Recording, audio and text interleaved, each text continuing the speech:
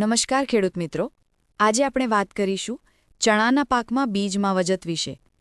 ખેડૂત મિત્રો, ચણાના પાકને મૂળના સડા અને સુકારા જેવા રોગોથી રક્ષણ આપવા માટે બિયારણની માવજત કરવી જરૂરી છે.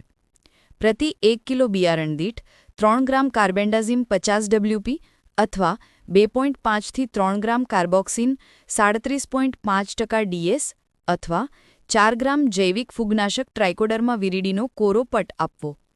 ફૂગનાશક પટ આપતી વખતે પાણીનો ઉપયોગ કરવો નહીં. ફૂગનાશકનો પટ આપ્યા બાદ છોડના પોષણ માટે રાઇઝોબિયમ કલ્ચરનો પટ આપવો. આ કલ્ચર છોડના મૂળમાં ગાંઠો બાંધવામાં મદદ કરે છે, જે જમીનમાં નાઇટ્રોજનનું સ્થિરીકરણ કરીને પાકને પોષણ પૂરું પાડે છે. તેમજ ચણાના બીજનું અંકુરણ વધારવા અને છોડના તંદુરસ્ત વિકાસ માટે બીજને વાવતા પહેલાં પોટેશિયમ નાઇટ્રેટ 100 ppm એટલે કે 100 મિલીગ્રામ પ્રતિ લિટર પાણી દ્રાવણમાં 8 કલાક બોળી છાંયડામાં સૂકવી વાવેતર કરવું. વધુ માહિતી માટે કૃષિ પ્રગતિ એપ્લિકેશન ડાઉનલોડ કરો.